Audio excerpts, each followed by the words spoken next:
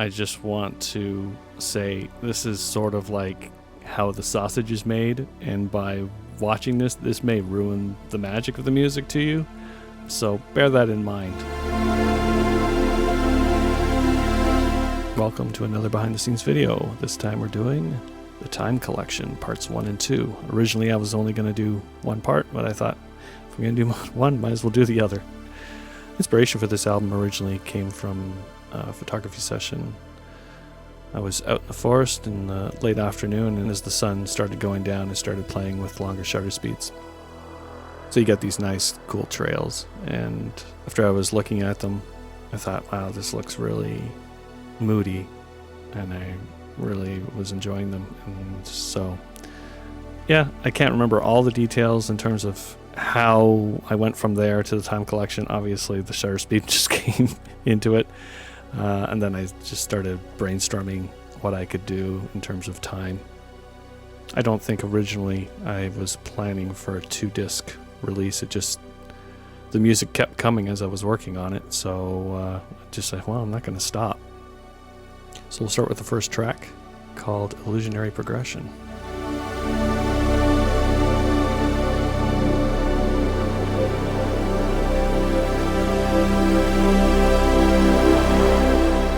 Vast majority, as usual, the synths I'm using are Omnisphere, and I wouldn't be surprised if everything I was using was Omnisphere in this track. Oh, no, okay, we got some Absinthe. Oh, I'm lying. We got Massive. I experimented with this synth when I got it, which was, I think, probably around this time, and I fought with it a lot trying to get it to do what I wanted. So I don't know if I used it at all after this album. But yeah, majority of it is Omnisphere. So anyway, we'll start at the beginning. So we start with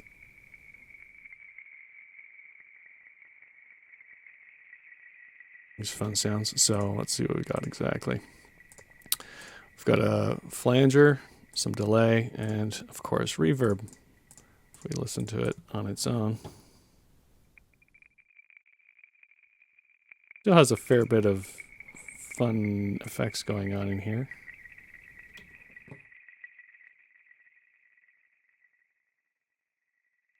Oh, the delay is really long. Yeah, so I've got a ping pong, I got a hard pan on it, and it's ping ponging, so it goes back, forth, left, right. And then, of course, a slew of reverb.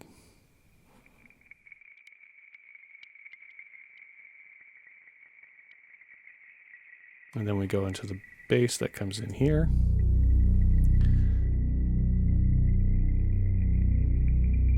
So interestingly, the way I've done it this time, instead of just straight bass, I have it split between, it's the same synth, but one is going through some extra filtering. And so I have this filter here. It looks like, let me see what it's doing here.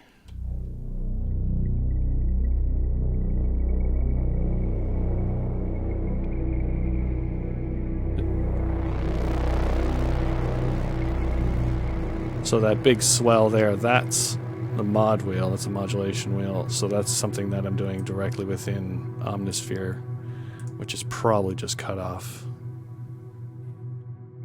See what it's doing here.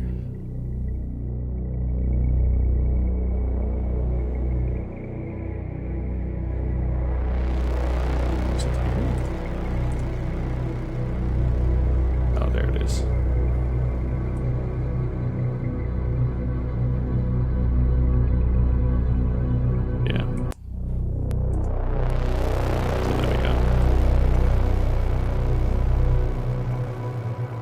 So if we split it up here, we just have the bass.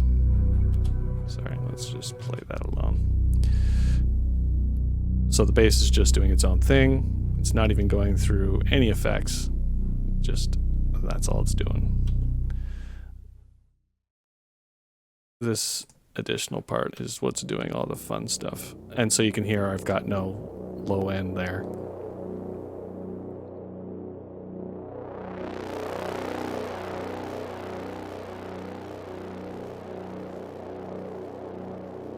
So between, I've got something happening with the mod wheel, so that's creating cutoff. And then I have an additional filter that's altering, because this is obvious, you can just see it, it's clearly looping. And so by having this secondary filter, sometimes you hear it and sometimes you only hear a little bit of it.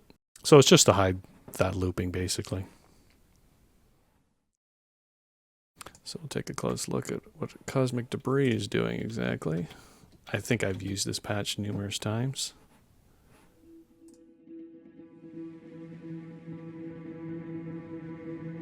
So again, some pretty aggressive EQing here, and I'm really pushing the top end just to try and get as much as I can here. Got a delay. Don't know how long.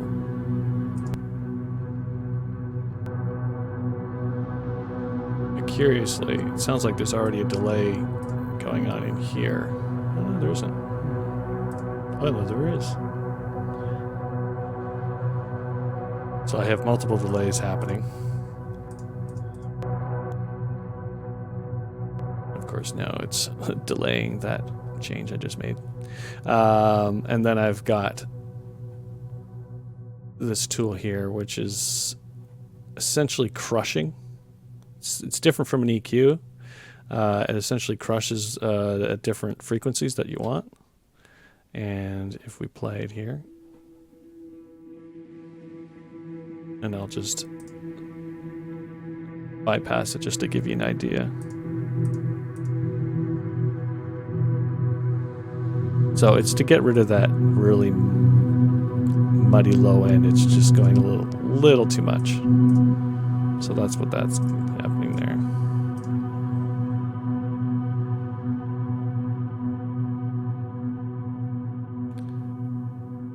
Moving on, we got some strings, or big analog strings, I should say. They're not strings at all. Now here, so I'll stop here. I've got the same synth duplicated. I've marked it high and low, so low notes and high notes essentially. And the reason I've done this, and I'm even going through I'm running two different reverbs here, and let's just take a look at see if they're different. Yeah, see, they are different.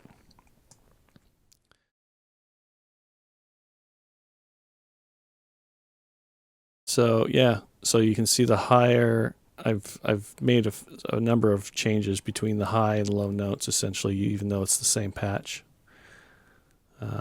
Really pushing the modulation on the high notes. Yeah, it's curious. Again, it's one of those things you come back to this years later and you question why you've done something. But clearly it was a control issue. I just wanted, if we just play these two tracks, because here they both come into play, and you can see they're playing. This is duplicated. Actually, it's not completely duplicated. You see that the high notes have a few extra little things happening. So that's the reason why I split it, was that I wanted, like if I just play that section here, one sec.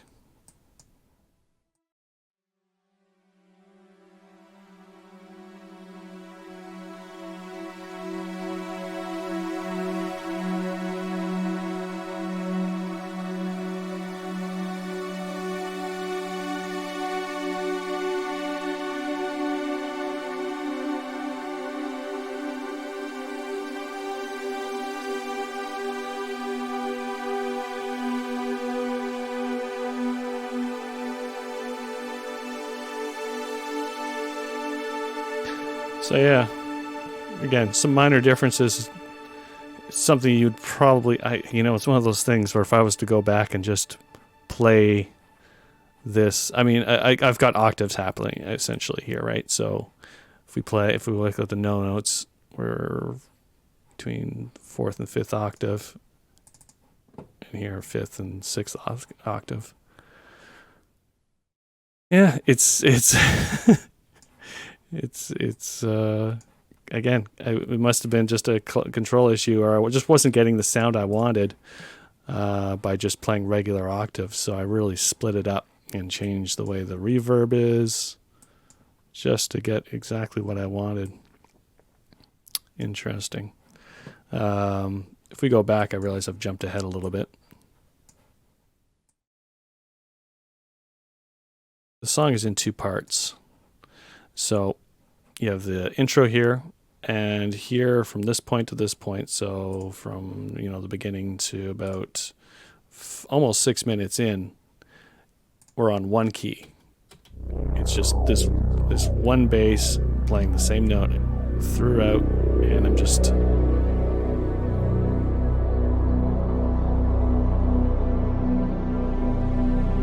and the reason I do that is to sort of lull you into thinking, okay, well, this is what the song's going to do. And then I did this, it's one of these things I did, and I'm not really ever happy how this thing sounded. It's really in the background.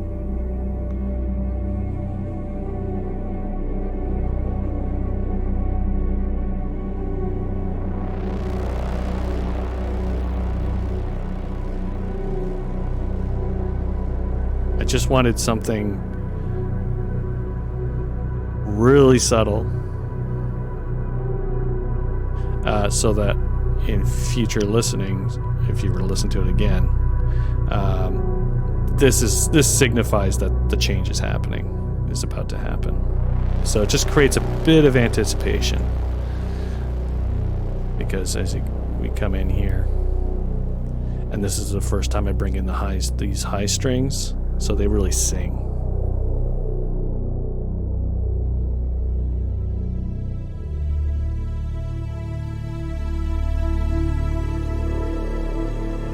Another thing I do is I bring in, even though the key change technically happens here, I bring in these notes early because they have such a long attack, and again, they just sort of sweep in very slowly, and then the bass has a very quick attack, surprisingly.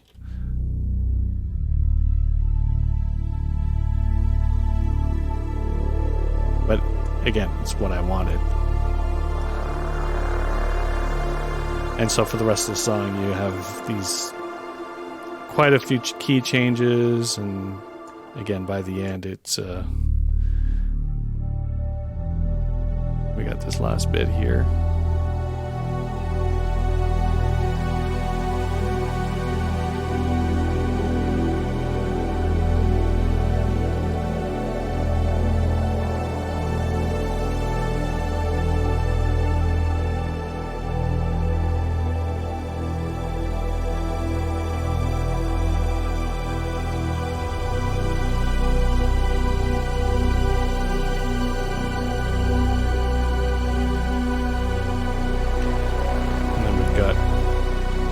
This beast, pure rumble, and it literally is a rumble. It's not a boomy sound, or it almost sounds like it's overtaking, but it's actually not. It sounds like there's a compressor, but there isn't. It's just the sound of it makes it sound like there's a compressor almost crushing the rest of this, and that's what I wanted.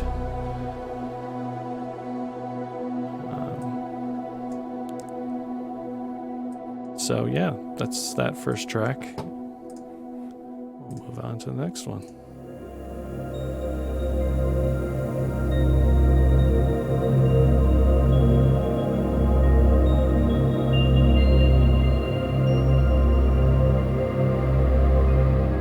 Second track, Like Sand Through Fingers. So in comparison, this track looks very simple. Lots of duplication going on. And the reason why is the majority of this song is made up of loops. It's a little cheaty. Yeah. Oh, this one isn't, surprisingly. Oh, floating consciousness. Well, that's the actual music, so yeah. But so if we go to February Glare, yeah, it's literally just a loop. So yeah, you know, this is it. I mean, I'm doing stuff to it, but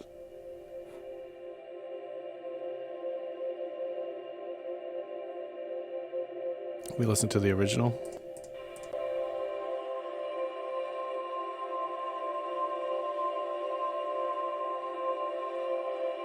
So first thing I'm doing is carving out this giant chunk and then running it through EQ to take off the top end, and then reverb to give it some space.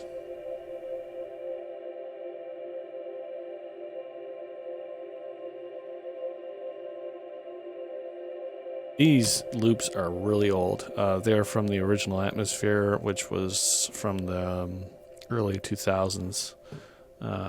I know I've used this patch before. I've probably used a number of these patches. So we got, here's the next one, Fluorescent. Let's see what this one sounds like. Yeah, patch originally appeared in Atmosphere. So I've got, appear to be panning it by not much. So it's just a bit of a LFO left and right. It's not to any time. It's just doing it on its own at its own pace. Some EQ. Once again, looks like I'm chopping the top end quite severely. And then a healthy dose of reverb. We'll see what it originally sounds like.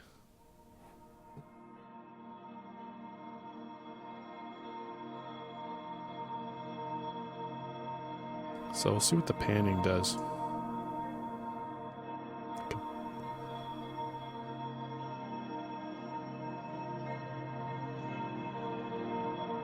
So, yeah, I mean, it's subtle, but it's there. So I didn't want those sparkly sounds, so I just carved those out. And then reverb.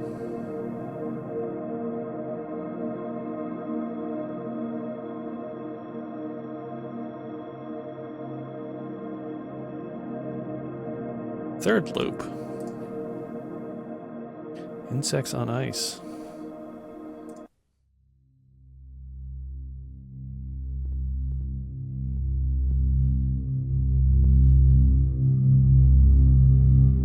So this is clearly my bass.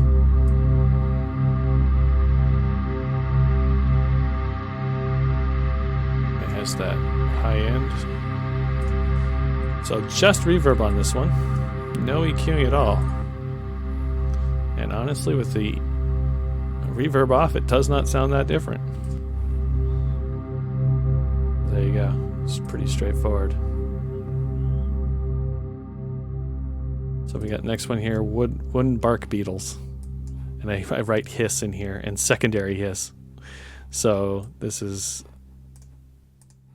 just to give a bit of hiss at certain points. It only happens five times throughout the entire track.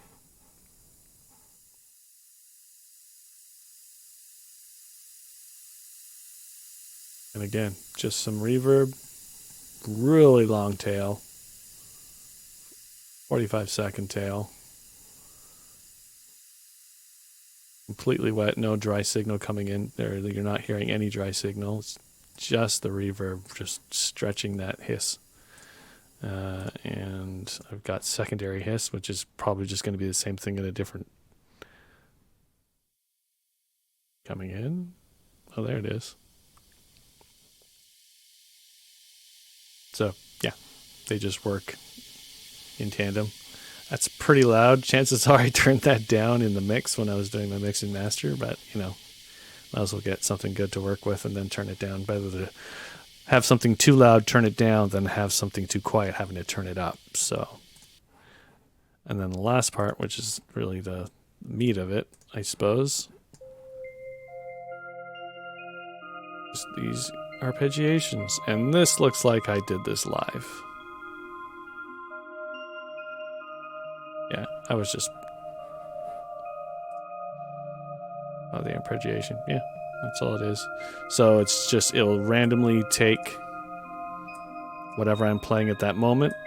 It will play a random note, and it will play any random note within 3 octaves. So quite a...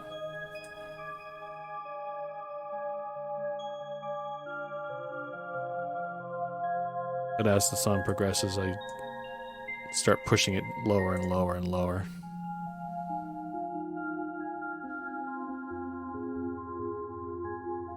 But yeah, so chances are what I did was I built this whole section first, and then I just hit play, and then I just played the keyboard for the length of it, essentially.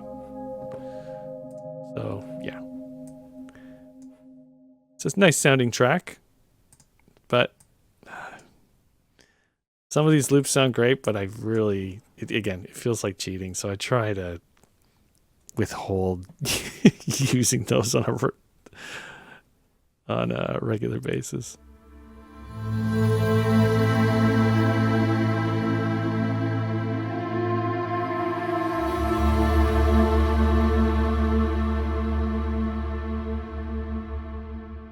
Next track, Absolve the Past. We'll start with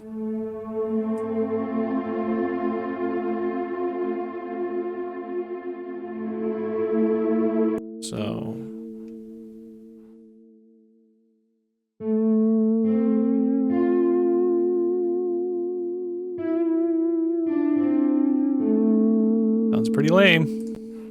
So I just carve out sort of this area here and then run it through reverb, and again cannot hear that dry because again I would, and again the reverb just makes it perfect.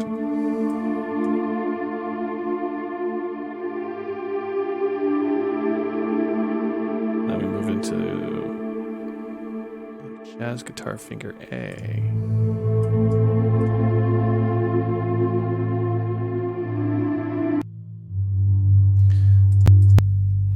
So,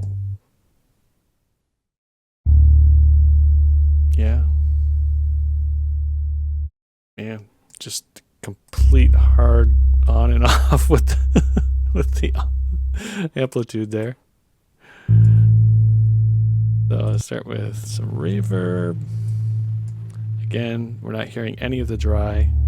And I've noticed here that I do have an attack on the reverb itself, so. And again, just to carve out this area so it's not too muddy. I want mostly just the lower end of it. It's subtle.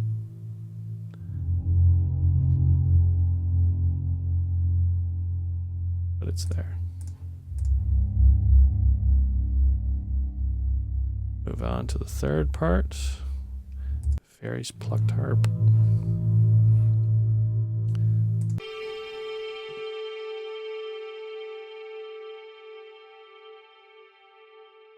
Just some reverb.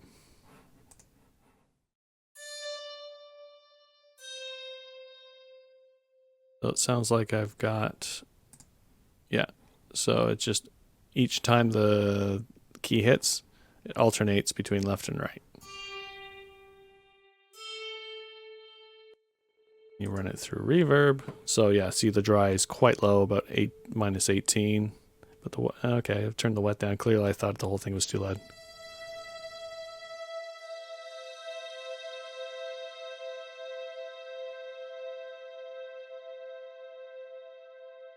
And the last.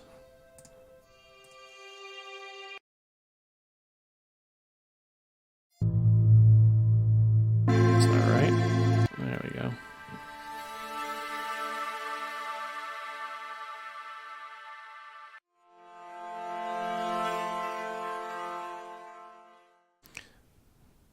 So I got some EQing here, dropping around the 1K range, and then again just boosting the high end just to really get that sparkle in there.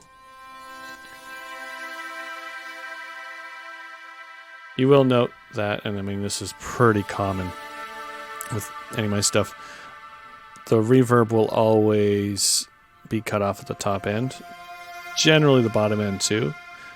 So with these 3 bars, it basically allows you to have 3 different zones where the higher this is, the longer the tail is for that frequency range.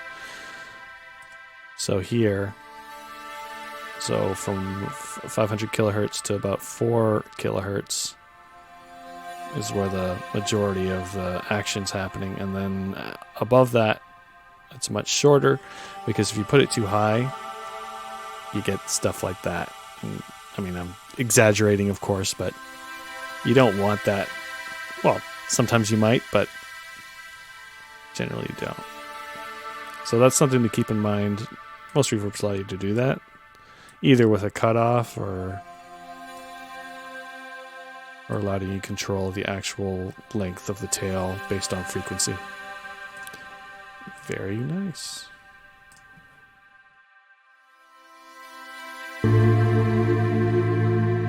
As for the structure of the song itself, it's not as repeating as it may seem.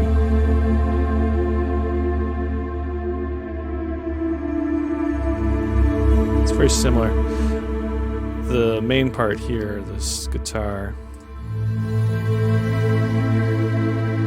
what I wanted was variation over time. And it's interesting how it's just the shape of it is interesting. Over time you can see how it does different things over time. This would have been programmed, not played live. So I would have just, manually drawn these in.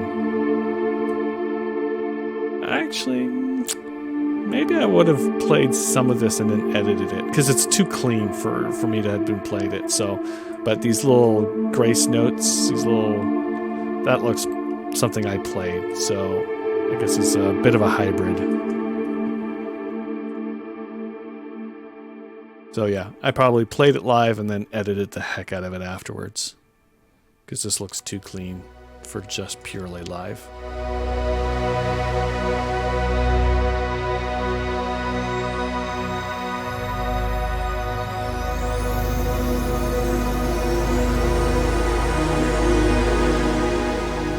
Our next track, Live for the Now. Are my very obvious track names hitting you over the head? What I believe in? So this song is quite dense. I'm just going to jump to the middle, or to the first loop here, just to...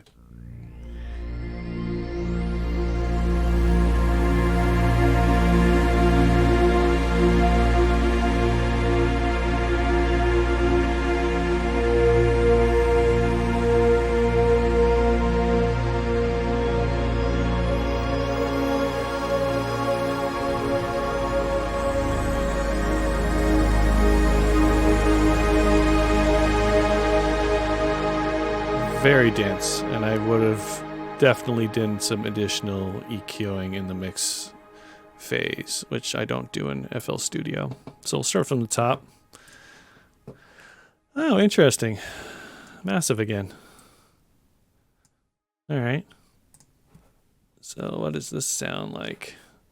Curiously, I'm not running any effects on it. Oh, it is the very bottom end. This is your sub bass filler. Super simple, but does the job.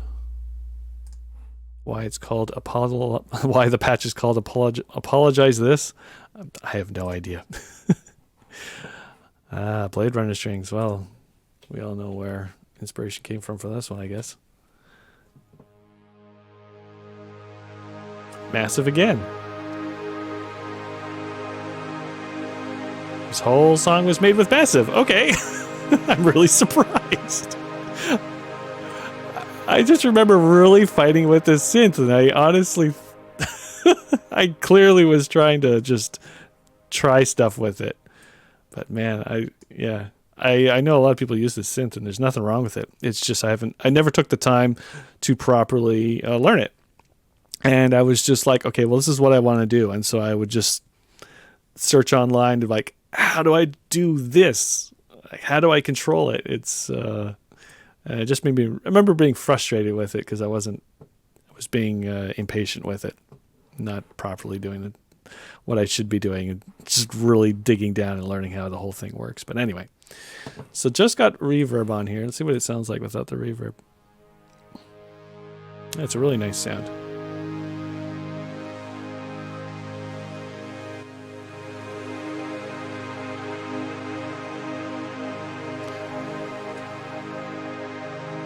So yeah, you can still hear a fair bit of the dry. It's only down a little bit.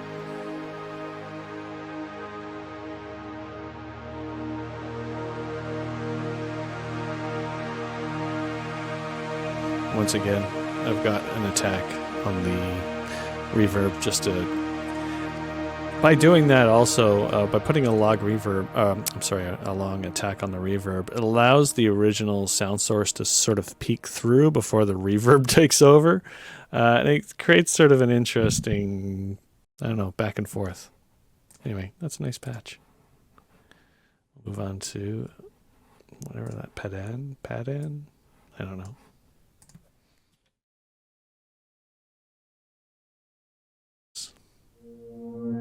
Ah.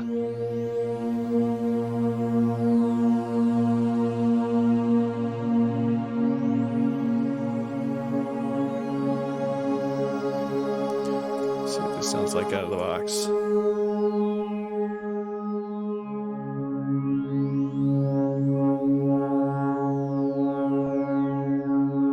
All right, so I've got some pretty drastic panning. It's almost hard left and right. Oh yeah. That's going quite fast too. Now I saw this. I don't think this actually gets used. Maybe it does. And you'll see me doing this quite often. And the reason why is once you run stuff through reverb, these frequencies can just become completely overloaded. So by crushing it down, and you know, I'm crushing it and then I'm bringing it down some more, but then I'm really bringing in the high end just to give it some more sparkle.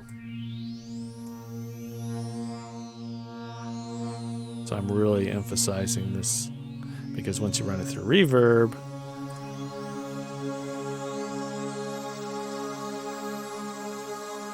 you get that.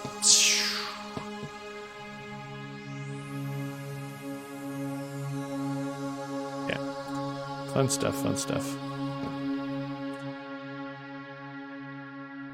What do we got next? Paula's Day? I don't know. I don't know how to pronounce that. I don't know what they're trying to say. I'm really surprised if you think this whole song is massive. We'll just turn the effects off.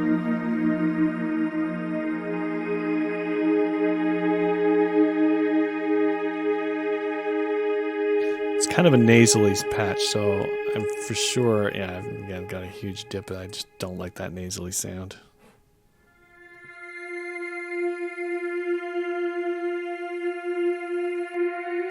Yeah. But this frequency range, regardless of what the sound source is, I always find they're too strong, so I'm always dipping like that.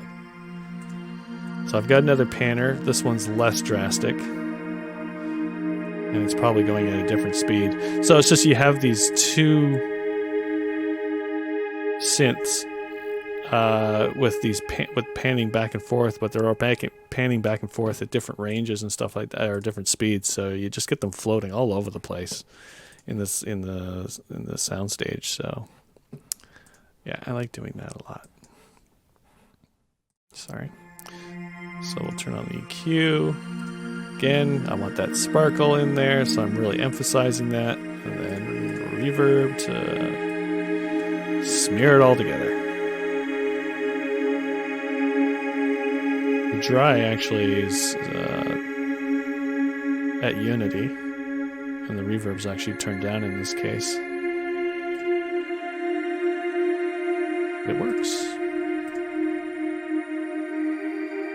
So yeah, this song, you've got the intro part, and then you have these two loops. These are basically the meat of the song. From 3.5 minutes to 7. Oh no, 3 to 7. Okay. So you have these 4-minute chunks. They loop twice, and then you get the end piece, which is just sort of an outro. Sort of let the song go. I almost always do that. I very rarely would I like just take a loop and just slowly fade it out. I always will do something special for the end. I don't know. I like to create that movement from beginning to end. And, since none of this is being done live, I have that flexibility.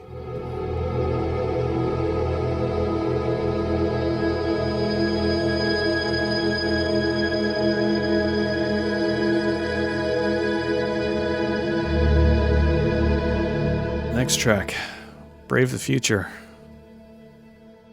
That's for myself. Sometimes I think about the future too much, and I shouldn't. This one is completely guitar. So I've got a Les Paul and a lap steel. Let's take a listen to the lap steel start. Just channel 1.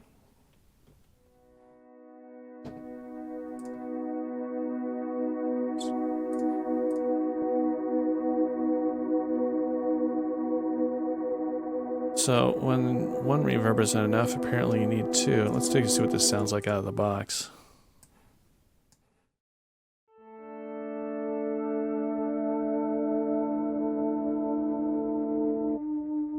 Okay, apparently just these notes cut off. All right, whatever.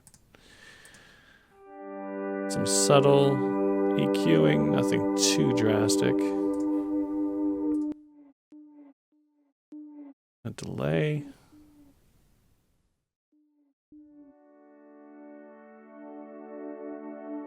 So I'm doing a bit of delay back and forth with the panning.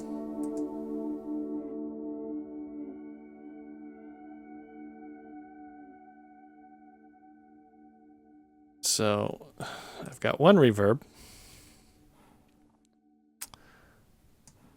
So it includes the dry and the wet. Why do I have 2? Seems...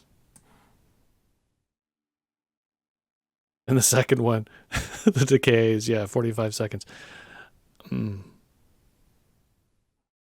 Oh, but for what it's worth. So here, I've got the second reverb is ridiculous. But it's turned down a lot. So the first one's going into the second, the dry is at unity here, 0. And then the reverb part is turned down a lot. So it's really meant to be in the background, but it was just, obviously I wasn't getting the depth that I wanted from just one reverb, so that's the reason why I did 2. And then I've got carving out a lot. So let's hear what this sounds like with everything back on.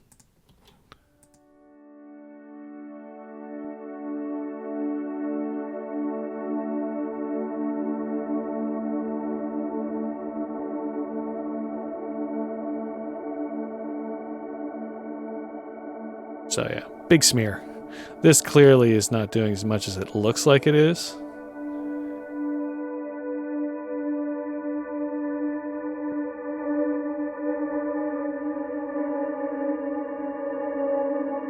It's helping, but it's not nearly as drastic as it actually looks. It's only taking off the top end there. So now let's look at the second guitar. And like before, it looks like it's identical. I don't see... Yeah, so they are literally playing it together. Oh, actually, no, there's a delay. I've delayed it.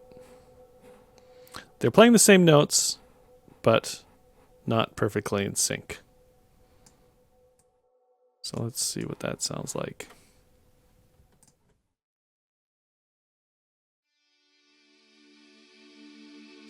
So again, you can tell I've chopped off the bottom end there since the first elapsed deal is taking care of those frequencies. So what do we got? Oh, we have crazy panning apparently. Hard left and hard right. And again, the reason why it's so drastic is because once you run it through reverb, you don't really hear that source. And so you need to make it really obvious so that it will pop out. But obviously on its own, you'd never want to do that unless you were going for, I don't know, but I can't think of a reason. And so yeah, bottom end is just completely chopped off and the top end is just extremely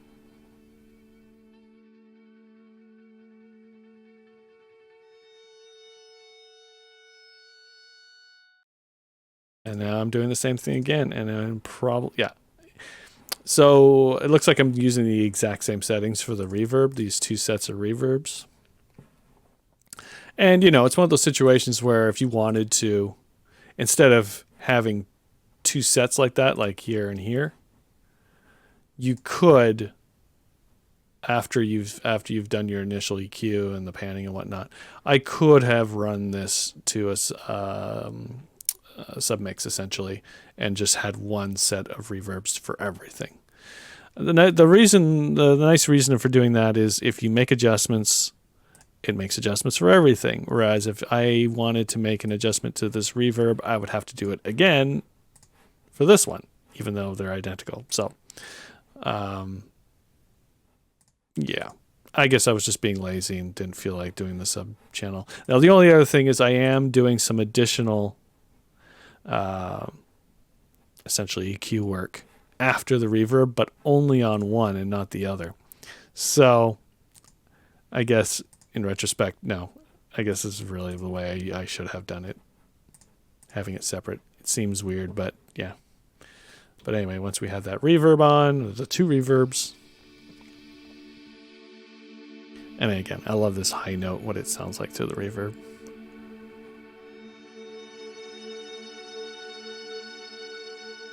Love it. Love it. So now we got both on. So this one's taking care of the low mid, and this is all the highs.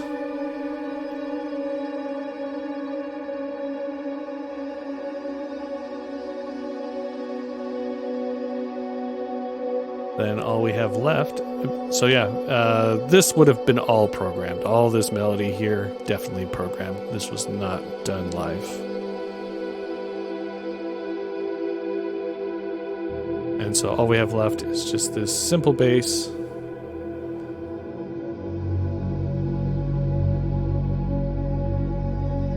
Now I'm using a delay, so let's see exactly what I'm doing here, because obviously,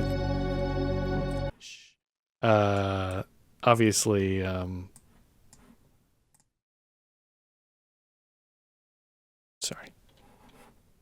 Just going to turn these off and let's see what this actually sounds like. Sounds like a bass. And the cutoff, or the release is... So let's see what I'm doing with this delay here. Okay. So by doing so this is a delay bank. Technically, it's you can have up to 8 delays all feeding into each other. So I'm doing some panning on the inputs to make it sort of jump around a little bit. Why I would do that with bass, I don't know. I probably would have undid that in the mix and master, but so be it. So anyway, instead of having the bong, now we got this bong, bong.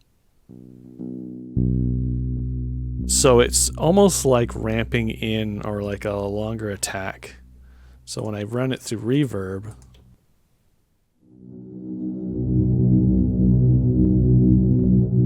you get that nice swell instead of just bang, because you don't want that. And you see I've got the dry completely turned off, so you can't hear that initial those initial bangs, even through the delay. It's just getting completely smeared. And then I've got some let's see exactly what's going on here. Oh yeah. I mean, you can hear what it's doing there. Without this plug-in here doing that, it's just the low end would just be completely taken over by it, and it's not what you want. Yeah.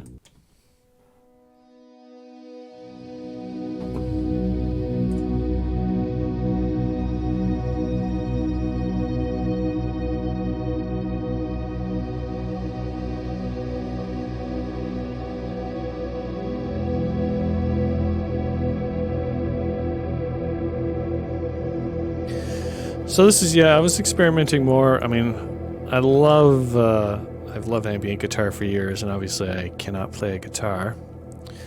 And I've always been fascinated by what people could do with a guitar and a bunch of pedals. And I'm still learning. I mean, this was, again, 2014. This is 2020. I'm still learning how these guys are doing it, because they can make some amazing sounds out of guitar. And I'm still looking for a digital analog that can really pull off all the nuance. And, you know, these guitars here, these are all sample based, they're all multi-samples, so, you know, they're not terrible, but it just, again, in terms of control, it just doesn't even come close in terms of what you could do with a real guitar. So I guess the next question is, should I just finally learn how to play guitar? I've tried. When it comes to manual dexterity, I'm not great. So that's, you know, I'm sure with enough practice, with enough practice, you can do anything. But I'm just so comfortable with making music this way. Going back to learn guitar feels like such a step backwards, and I'd rather just find a way to do it fake. We'll move on to the next track.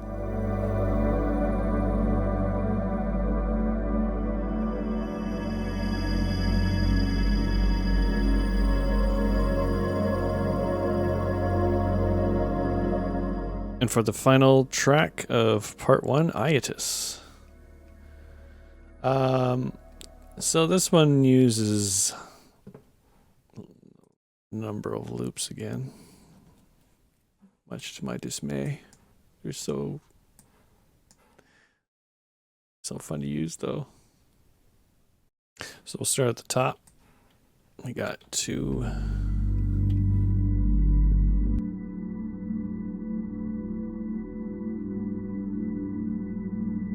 It's called A Barren World, and this is, again, super old. They sound great, though. Out of the box, pretty harsh, actually.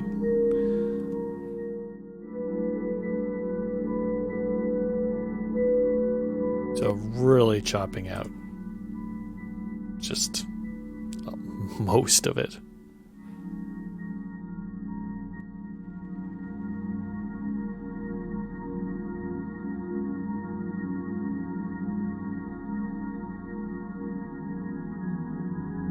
So the only thing when using these kind of loops with built-in chords, you're very limited, obviously, in terms of what you can do with them.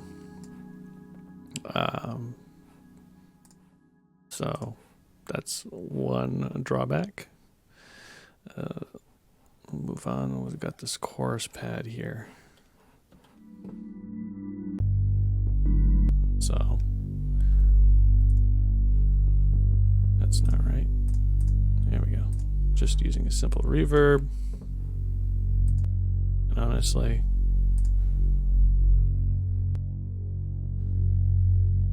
I don't know why I've got one in there. And stuff like, I think I've mentioned this in my previous video, when you're dealing with low end like this, and you can see how it's going left, like it's left, right, having these very wide ranges in the bottom end generally isn't a good thing, you generally want to narrow those down. There's a bunch of tools you can use for that. There's, for example, again, I think I might have shown this last time. I was saying it has a great imager. It allows you to sort of dial it down.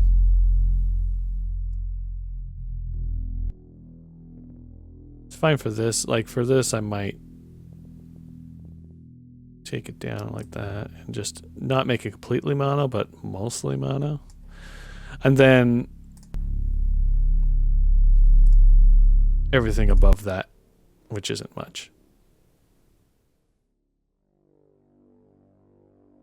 From that point on, it's fine. It's completely out of control, but that's fine. It's still technically in phase. Now, whether or not this makes a difference,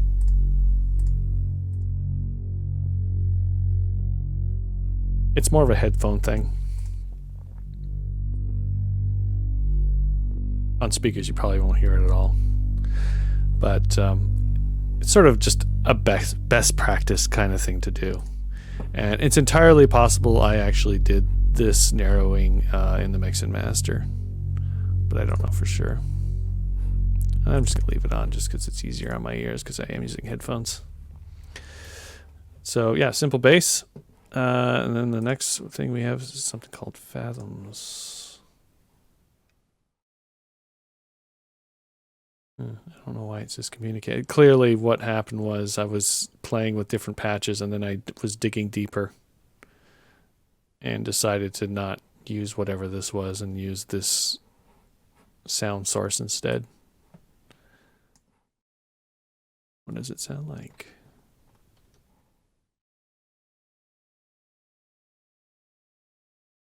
Oh, whoops, I'm getting muted, sorry. Oh, okay, it's that part.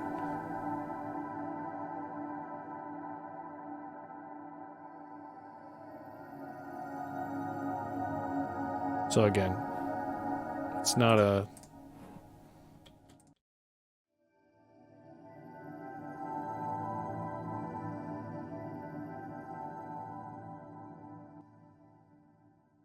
So again, got a fairly big dip here.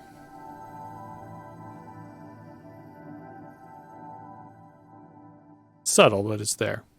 And then our reverb. Very long tail. 30 seconds in this area here. Just to smear it all out. It's a very nice sound source though. Next we've got this one here. Oh, I'm using the same EQ and reverb for two different instruments, which is rare for me.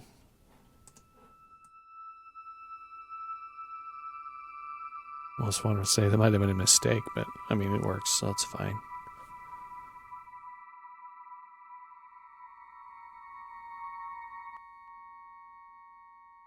Yeah, it sounds so flat when you turn all the effects off.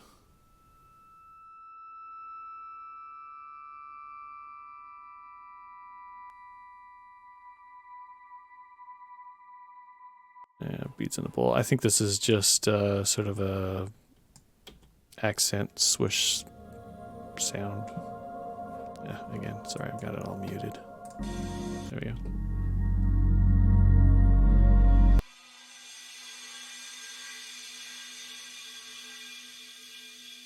So it looks like I was just playing octaves. No, not quite. Just low to high. Just to give it a whoosh. And the last instrument that comes in is this one here.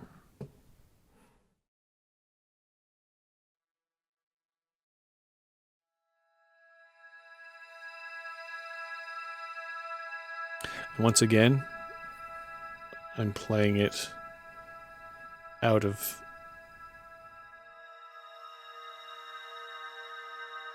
sync so that it comes in first.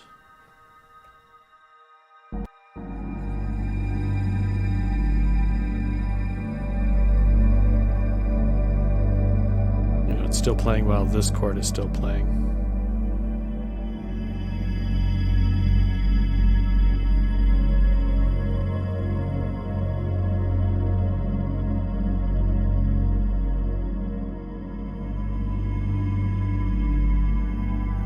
And these are obviously delayed because, again, if you had to play it all at the same time, it would sound weird. You want this to sort of come after. That's those voices.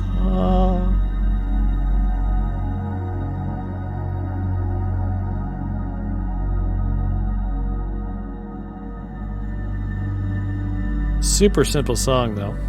Well, yes and no. I guess it's a little deceiving. It looks simple on the surface. But yeah, basically just have these two little chunks of melody here, but aside from that, that's it.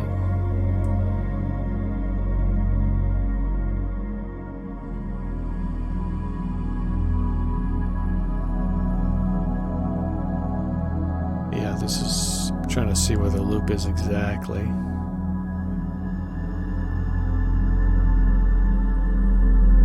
Yeah, so the loop is here. That's basically the loop. You have these 4 notes playing back, forth, and then you get the sort of chord change. And then it loops again. Although, no, never mind. It is doing a lot more stuff than I thought. Because, yeah, here it loops it 4 times. Here it only loops it 2 before it does another key change of some kind.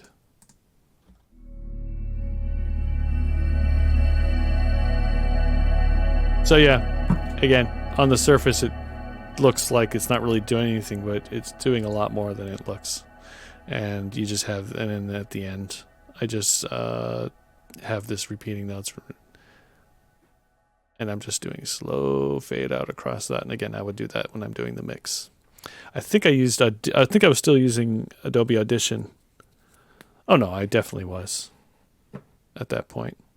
But I was starting to get real frustrated with that program because it was just clunky to use and just didn't have the features I was looking for as I was growing. So, yeah, I don't know when I went to Studio One. I think it might have been a year or 2 after this. Anyway, let's move on to part 2.